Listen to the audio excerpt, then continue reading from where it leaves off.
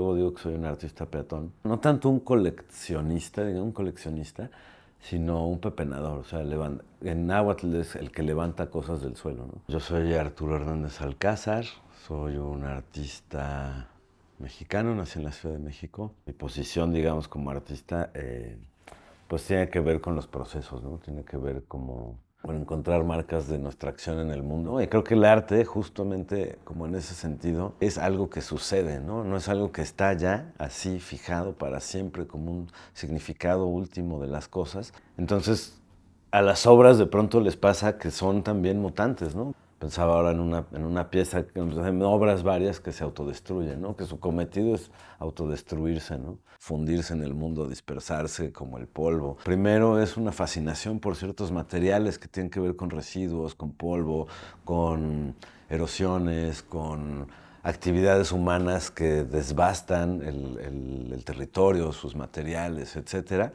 Entonces eso me ha llevado también pues como a, no lo diré un reciclaje ni una resignificación, sino la mera reutilización de residuos de mis propias obras, ¿no? En una reflexión de por qué producir más cosas, ¿no? Una pieza que hice, pues ya tiene varios años, como 12, 13 años que hice, en el Museo Amparo. Digamos que tiene 4 momentos distintos. Se llama Nube Negra, estados del colapso. Entonces, antes había sucedido una explosión por Huachicol en un ducto, pero en medio de un poblado. Entonces murió mucha gente y era el gobierno, me parece, Calderón, todavía saliendo en sus últimos años y se ocultó todo, ¿no? Había acontecido esta crisis financiera en el 2007, 2008. Entonces, investigando de eso, encontré, digamos, como una especie de secuencia de cómo sucede un colapso, ¿no? Como los momentos que marcan, digamos, el preámbulo de un colapso económico. La recesión, la contracción de la economía y su desaparición. En la primera, entonces, se planteaba una explosión y una suspensión, una explosión. Pensaba mucho en esta secuencia de Antonioni. El segundo estado, entonces, fue la recesión, que eran todas las piezas en otra sala, también en la ciudad de Puebla, todas las piezas como una tonelada de material ennegrecida con una sustancia negra también de residuo de hidrocarburos, que es lo que había reventado en ese ducto, gasolina básicamente. La tercera fue en Oaxaca, y está la pieza toda comprimida en una puerta que va de una habitación a otra cancelándola, que era la contracción de la economía. Y después venía otra última parte que fue un video. Yo la monto un poco muy parecido a la recesión, en un ámbito más in situ, en un predio muy grande donde se pone un mercado de fierro viejo en la colonia Renovación. Grabamos a una cámara fija desde el puente peatonal y 2, 3 hombres de ahí se empiezan a llevar las cosas y se empiezan a acumular y a guardar de cierta manera. Entonces se separa lo que es útil, lo que es metal, lo que se puede vender, lo que se puede reutilizar, que todavía tiene una función en sí misma, etcétera. Y ahí desapareció esa pieza. Yo había trabajado como director de arte en una película. Me dio la oportunidad de pasar mucho tiempo en el oriente de la ciudad, en el Vaso de Texcoco, en los barrios antiguos, en los 8 barrios de Iztapalapa. Establecí una relación con Quimos y Carlos. Quimos es un personaje pues importante y respetado en su colonia, la colonia Renovación.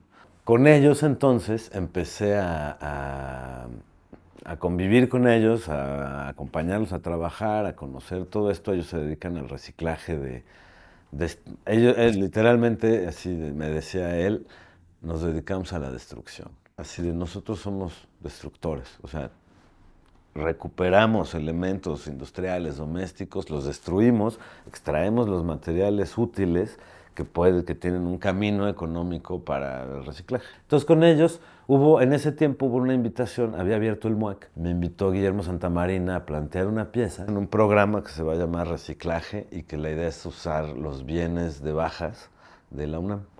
Entonces yo invito al Quimos. Le digo, bueno, vamos a ir a la UNAM, nos van a grabar, nos van a hacer fotos, va a haber gente, vamos a destruir y a dejar todo separadito, muy bonito, y así lo vamos a dejar un mes y después ya es tuyo y te lo llevas tú y lo ven, tú dispersas la pieza, ¿no? Y descubrimos un fraude en la UNAM, la pieza descubre un fraude en los bienes de bajas, que ya estaban saqueados, ya estaban extraídos. y yo decido lo que voy a meter en la pieza es solo el sonido de la jornada de trabajo. Entonces lo que hago es inundar de sonido, la pieza no toca el inmueble, está suspendida, son unos megáfonos suspendidos, está altísimo el volumen de la destrucción de bienes, ¿no? Y una mesa con fotos y algún montaje y de Photoshop y así, varios elementos que recuperé en el camino. La grabación me la llevo a Berlín, tengo un viaje a Berlín y sé que un amigo mío tiene la máquina para hacer viniles. Entonces grabamos el vinil, lo llevo al taller de fundición con el cobre de esa misma jornada de trabajo que grabé. Lo fundimos, hicimos el molde y fundimos el vinil y esa es la primera fundición. Pero ahí me empecé a relacionar con este proceso, con esta técnica que tiene más de 10.000 años, de no sé cuántos, 20.000 años de la fundición, que no ha cambiado, en realidad no ha cambiado esa técnica. Y empiezo pues a ver como los accidentes que se generan. Descubro con él que el material que se requema o que no entra en el molde se le llama escoria. Todo hace sentido. O sea, porque al final, pues toda esta gente que es expulsada de los centros o que vive marginalmente es la escoria de la sociedad, pero es la gente también que mueve unas economías brutales. Cuando en el taller de fundición empiezo también a hacer estas fundiciones que yo llamo a la tierra perdida, que son, en vez, un poco recuperando la noción de la escoria. La primera vez lo hago en el taller de fundición. Son pues como estos materiales, ¿no? Que se chorrean. Y estos mismos son de la Torre de los Vientos, que es la primera que hago fuera del taller de fundición y que es con Michel Blanc-Soubé nos invita a Mario de Vega, a Juan Pablo Macías y a mí a ocupar la Torre de los Vientos de manera conjunta. Y lo que planteamos fueron tres acciones. Yo fundí mi peso en cobre pensando un poco en la forma de la torre, que es como una mina invertida, y había hecho unas fundiciones de aluminio allá, un poco retomando esa historia.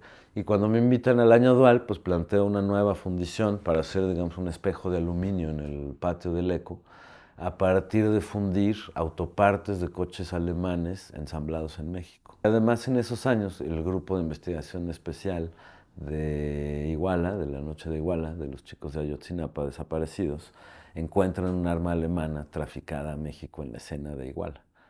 Entonces, el planteamiento, la tesis, digamos, de la pieza es que la industria del automóvil y la industria de la guerra son exactamente la misma cosa, básicamente. Entonces hice un pequeño libretito, así como una especie... Hago mucho también editorial de mis proyectos, un poco porque son procesos muy largos y nunca hay mucho tiempo para así, una explicación larga de las cosas, sino que generan documentos mismos, porque a veces la bitácora es la pieza, ¿no? Lo que queda, pues, ¿no?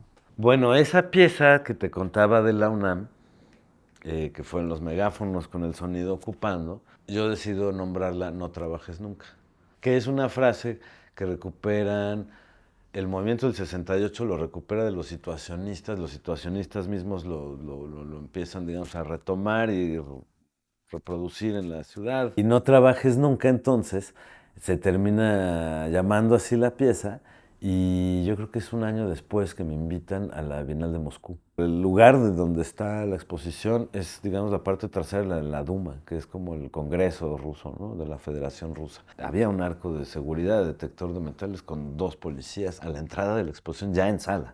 Hice este sello con la frase No trabajes nunca, un sello de goma de oficina. Y lo que hice fue poner al policía a sellar a toda la gente que entrara. A mí lo que me interesa del sello es que es pura potencia.